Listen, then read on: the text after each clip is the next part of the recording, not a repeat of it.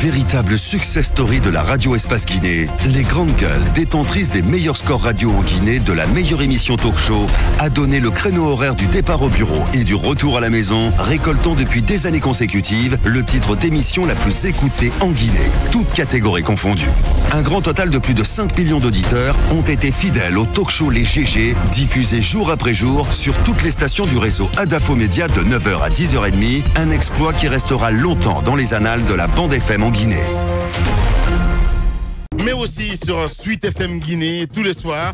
Vous nous écoutez évidemment sur cette antenne, les embouteillages de Conakry. Les grandes gueules continuent, l'argent n'aime pas le bruit. La maxime semble dangereusement s'illustrer dans le contexte économique actuel, du moins de la vie de plusieurs hommes d'affaires guinéens. De l'argent en grande masse, initialement destiné au pays d'Alpha Condé, prendrait de nouvelles destinations plus attractives, mais surtout plus sûres. On le dit, et pour cause, en un mot, comme en mille, le climat des affaires peu favorable, avec pour clé de voûte l'agitation permanente du pays et du fait des crises sociales et politiques.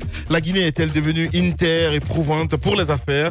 Nous essayons de comprendre ce matin avec le ministre du Commerce, monsieur Boubacar Bari, qui nous allons appeler dans la deuxième partie de cette émission. L'émission continue avec Kao Carré, que nous allons appeler, Mohamed Diaby, évidemment, à la réalisation. Des réactions, beaucoup de réactions ce matin. La Junior qui ne fait pas de cadeau du tout ce matin à Kao Carré. Il le dit, Lamine, laissez le pauvre Kao Carré. Il est le dindon de la farce. Il est fauché comme un rat d'église. Il se cherche. La preuve, lui-même, l'argent est sorti en son nom. Aujourd'hui, il est en passe de devenir SDF. Et comment peut-on rénover une maison de location à une telle hauteur? Franchement, voilà, la Junior, l'autre animateur de cette émission, qui réagit ce matin. On reste dans le sillage avec ses auditeurs. Suleiman Konaté, depuis Dubreka. La corruption, c'est pas l'affaire de l'autre. C'est d'abord moi, c'est vous, et c'est l'autre. Il appartient aux Guinéens de tous les niveaux de prendre conscience des dégâts de ce fléau dans notre société. Car si rien n'est fait, même les politiques gouvernementales ne pourront y remédier. Le secteur de l'éducation est pourri en Guinée. Des milliards sont détournés au détriment des infrastructures et des enseignants. Nous restons toujours dans le sillage avec ces auditeurs qui nous écrivent sur le procureur. Voilà, le procureur qui nous écrit, Moussa. Cette situation doit être portée à la connaissance du procureur général pour des fins de poursuite pour faux et usage de faux dans les documents administratifs. Donc c'est le procureur qui nous écrit ce matin avec ces auditeurs qui sont nombreux à intervenir. Et ce matin avec voilà, allez, on y va avec la réaction, ou les réactions plutôt sur Twitter. Ils sont très nombreux d'ailleurs à réagir de ce côté. Kao Carré, c'est lui-même qui a engagé le nouveau propagandiste de RPG Corboya, Baldé, à la fonction publique. Il ne peut pas nier. Donc c'est Oumarou qui nous écrit ce matin sur Twitter. On reste toujours avec ces auditeurs. Mon cher Mohamed Diaby, voilà. Chris Mo qui nous écrit. Bonjour les GG. Tant vaut l'éducation, tant vaut la nation. Avant de s'attaquer aux diplômés, pensons-nous sur le cas de nos élèves qui sont à la maison pour faute de grève. Concernant la tournée du PRAC, c'était un non-événement pour la majorité des Guinéens. C'est un auditeur qui nous écrit ce matin. Ce petit groupe a transformé les richesses de ce pays en patrimoine privé et en biens privés avec un usage comme bon leur semble. Il est impératif que les biens publics soient protégés et que le peu de ressources soit affecté à la réduction de la pauvreté. Hashtag espace GG. C'est Oumar Ly qui nous écrit ce matin. Je n'en reviens toujours pas à croire que le sieur Kao Carré a été ministre en charge de l'enseignement dans un pays comme la Guinée. Désastre, c'est Alice qui nous envoie ce message. On a Mohamed Damaro Camara qui nous écrit, pas Damaro d'Espace. Bonjour Espace, bonjour Lamine, bonjour à toute l'équipe. Sur la visite du PRAC ce matin dans ma préfecture Kérouané, que l'heure n'est plus au discours populiste et contraire et de toute envie sincère de ne pas se laisser draguer par ceux qui se soient ou les jarres d'Arabo. Voilà, c'est un auditeur qui nous écrit ce matin. Allez, on a Yaya aussi qui nous écrit. Bonjour Lamine, c'est Yaya. Dites à Moussa que ces jeunes n'auront que leurs yeux pour pleurer. Toi, un simple bénévole, tu vois un titulaire bousculé dans ses droits et toi, tu espères être rétabli dans tes droits, soi-disant. Voilà, il fait pas de cadeau. Allez, on va rester dans le sillage. Il a fermé son téléphone? il a fermé son téléphone, évidemment. Allez, on a cette autre réaction, hein, mon cher Roby, avant de vous passer la parole. Sleg Bangoura qui nous écrit Kao Carré ne vous dira pas la vérité, s'il vous plaît. Posez-lui la question sur le recrutement de la famille de son ami Kader, directeur de l'école primaire aviation, et sur le recrutement des enseignants et enseignants contractuels non admis au concours. Et pourquoi les porte-paroles de ex-contractuels ont été mis à l'écart dans cette affaire. Kao Carré a été trompé. Voilà.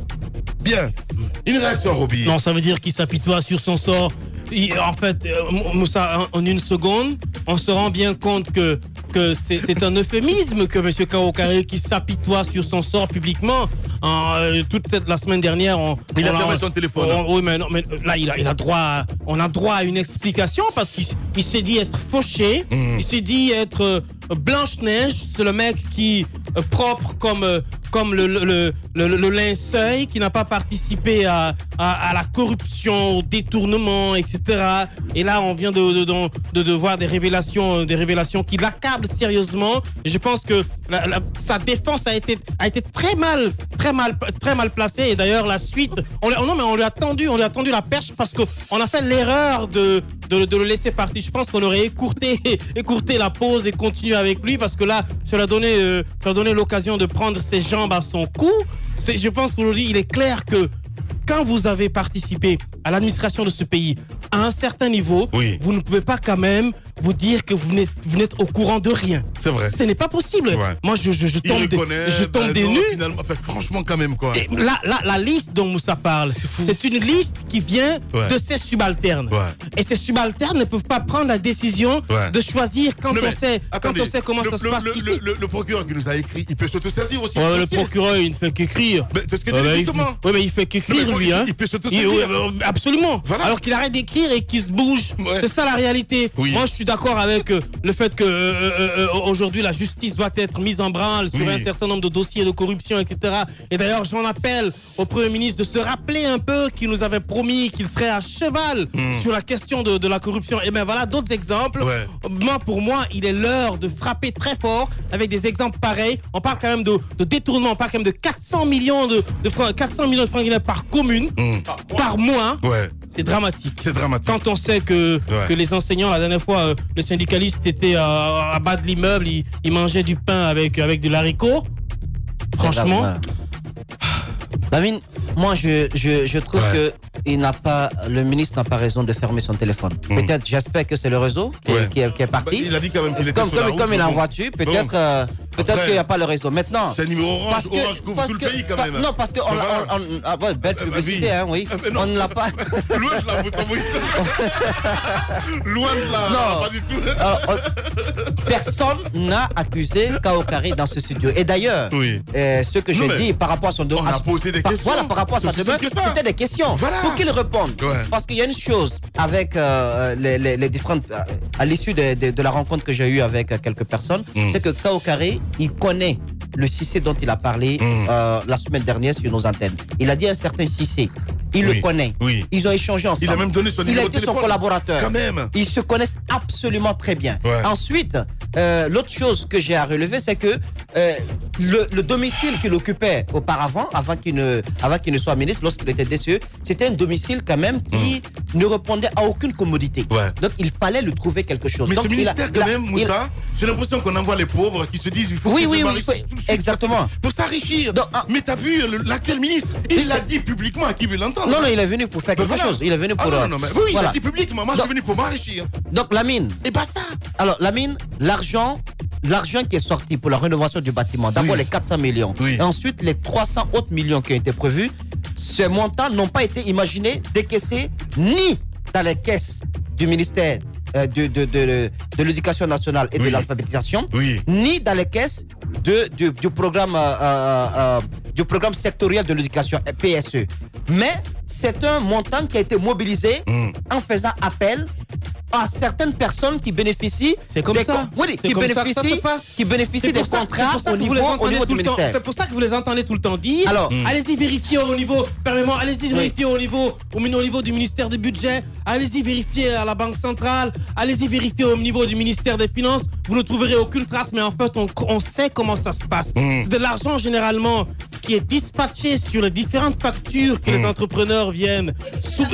Et quel entrepreneur sur les ce sont les responsables même qui ont des entreprises. C'est ça. Ils sont responsables, ils savent, ils connaissent les besoins, donc ils ont des entreprises qui répondent, qui peuvent venir postuler au. Après, dans les soumissions. Exactement. Est-ce qu'elle n'a pas une entreprise dans les soumissions. Mais attendez. Dans les